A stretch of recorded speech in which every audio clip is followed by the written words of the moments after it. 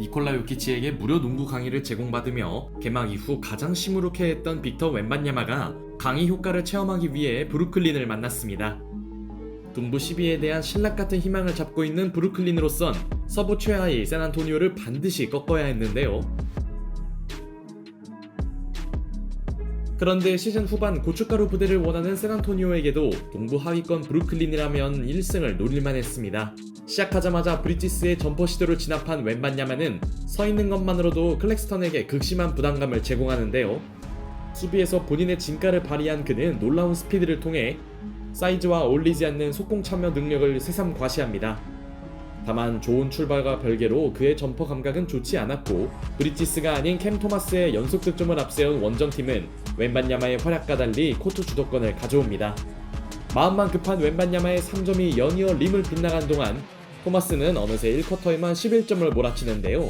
그러나 점점 내구성 원툴이 돼가는 듯한 미칼 브리지스는 주득점원으로서의 역할을 전혀 못해줬고 브루클린은 2쿼터 중반까지 리드를 지켜내긴 했지만 Looks at the three.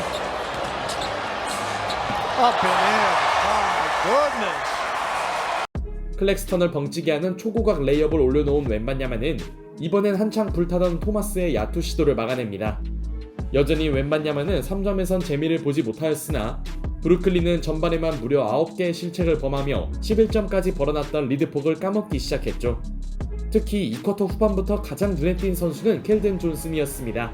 이미 1쿼터에 3점을 기록했던 그의 슛감은 심상찮았고 존슨은 무려 3연속 3점을 터뜨리며 팬들을 열광시킵니다. 특히 세 번째 3점은 4점 플레이로 연결되었는데요. 이 정도면 존슨의 시즌 하이 퍼포먼스로 봐도 무방했죠. 서로를 1승 상대로 여긴 두 팀의 치열했던 전반전, 브루클린은 어렵게나마 1점 차로 앞서 나갑니다. 역시 하위팀 대결도 나름대로 보는 맛이 있네요. Claxton. Block. Oh no. Wemby and Victor. Wemby again. 3쿼터 시작과 동시에 클렉스턴에게 연속 블록을 안겨주는 웬반야마. 운동 능력에선 밀리지 않던 클렉스턴이 굴욕을 맛봅니다. 요키치에게 당한 분노를 엉뚱한 곳에 풀고 있네요. 이후 웬반야마는 동료의 야투 실패를 황당한 팁인으로 마무리하며 박스아웃을 시도한 상대 선수들을 허탈하게 만들었고 이번엔 도저히 센터라고 볼 수 없는 비하인드 드리블을 시전합니다. 3쿼터를 자신의 쇼타임 무대로 바꿔놓는 웬반야마. 가로 수비에 자신이 있는 클렉스턴도 이건 어찌할 수 없네요. 웬반야마에게 계속 당하던 그는 덩크로 갚아주려 했지만 매치업이 바뀌자 웬반야마는 시원한 엘리웁을 꽂습니다. 슈러더와 웬반야마가 만난 것 자체가 브루클린에겐 불운한 장면. 물론 그렇다고 원정팀이 3쿼터 내내 밀린 건 아니었습니다. 사실 샌안토니오 또한 수비가 불안한 건 마찬가지였고 한창 분위기가 좋던 홈팀에게 한 가지 아쉬웠던 부분은 2쿼터를 지배했던 켈든 존슨의 핫핸드가 식은 것이었죠. 이 틈에 브루클린은 어느새 다시 우위를 잡아냅니다. 웬반야마가 가져온 흐름을 오래 유지하지 못한 홈팀. 그나마 한 가지 위안거리는 전반전 6점에 그쳤던 데빈 바셀이 서서히 컨디션을 끌어올렸다는 것이었으나 엄연히 경기 양상은 브루클린이 앞서 나가면 샌안토니오가 추격하는 전개로 진행되었습니다. 일단 3점차 열세 속에 4쿼터를 맞게 된 샌안토니오. 마지막 쿼터에서도 웬반야마의 수비 존재감은 여전했으나 친정 방문에 나선 로니 워커 4세가 멋진 비하인드 패스로 5개의 블록을 기록하던 웬반야마를 한 차례 무력화시킵니다. 어쩌면 자존심이 상할 수도 있는 장면. Victor's got a small. They finally get it to him.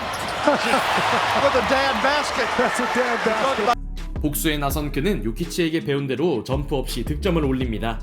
요키치에게 당한 딸깍 농구를 본인이 하고 있네요. 그러나 브루클린은 좀처럼 역전을 허용하지 않았고 그 중심엔 상대 백코트진을 농락한 토마스가 있었습니다. 어느덧 30점 고지를 향해 달려가는 캠 토마스. 설상가상 로테이션상 빅터 웬반야마가 빠진 이후 대등하게 싸우던 샌안토니오의 경기력은 갑자기 흔들렸고 3쿼터에 살아난 바셀이 비교적 고군분투해줬으나 별 존재감이 없던 브리지스의 3점을 보탠 브루클린은 콜린스의 안일한 턴오버를 득점으로 연결하며 10점 차를 만듭니다. 샌안토니오 입장에선 시작 이래 최대 위기였는데요. 이때 한 가지 예상치 못한 변수가 코트에 등장합니다. 종료 5분 전 데이런 샤프가 제레미 소엔을 덮친 뒤 다리를 잡는데요. 이는 자칫 부상으로 이어질 수 있던 위험한 행동이었고 비디오 판독 결과 샤프는 플래그런트 파울을 받습니다. 10점 차로 달아났던 브루클린으로선 좋지 않은 상황. 반면 무기력해질 뻔한 홈팀에겐 반전의 기회였는데요. 중요한 타이밍에 나온 바셀의 3점은 추격의 신호탄이었고 빅터 웬반야마의 경기 첫 3점이 여기서 터집니다. 웬반야마의 클러치 본능 속에 4점 차로 따라붙는 홈팀. 이미 분위기는 그들에게 넘어온 모양새였는데요. 플래그런트 파울 이후 브루클린의 경기력이 급감한 동안 웬반야마가 주축이 된 샌안토니오의 기세는 놀라웠고 클러치 경기력이 늘 고민인 브루클린의 야투가 얼어붙자 바셀의 패스를 받은 웬반야마가 동점 덩크를 꽂습니다. 한때 10점 차로 벌어졌던 승부가 이렇게 바뀌네요. 브리티스마저 브루클린의 해결사가 되지 못한 가운데 Against Claxton. Johnson. Yes! Oh, mama! The big body! 들쭉날쭉한 슛감에 시달리던 존슨이 극적인 3점을 성공시킵니다. 4쿼터 중반부터 믿기 힘든 17대4 런에 성공한 샌안토니오. 반면 대역전패를 눈앞에 둔 브루클린에게도 시간은 있었는데요. 타임 직후 브리티스의 3점 실패는 치명타가 되나 했지만 샌안토니오 또한 승부의 쐐기를 박지 못하였고 Pump, drive, kick, Schroeder, ball fake, three ball, kaboom! 패색이 짙던 원정팀이 슈러더의 3점 항방에 구사일생합니다. 패스 페이크 한 번에 존슨이 너무 쉽게 속은 게 컸네요. 어쨌든 브루클린이 큰 고비를 넘긴 가운데 승패의 방향은 마지막 포지션을 가진 샌안토니오에게 달렸습니다. Vassell, Wemby out there pinned together.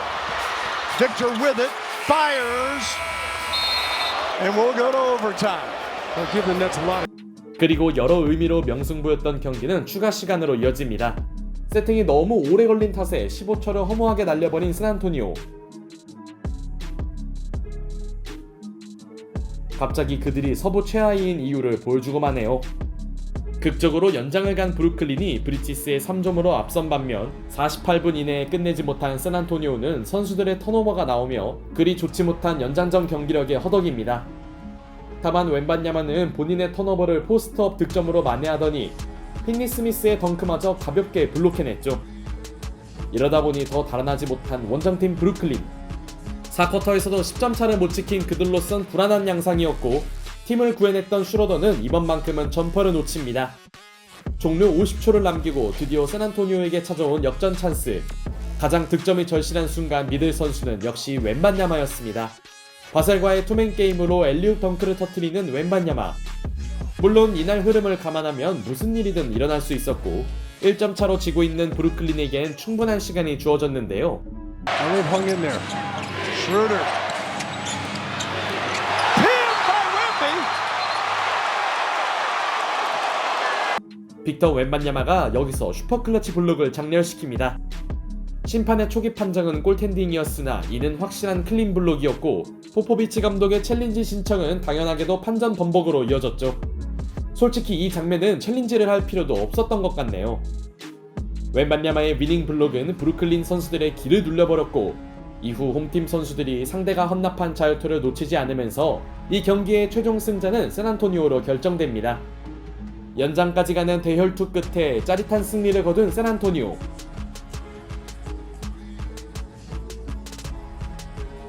특히 데니스 슈러더를 막아낸 블록은 팀 승리로 연결되었죠. 요키치에게 당한 좌절은 이버 전진을 위한 일보 후퇴였네요.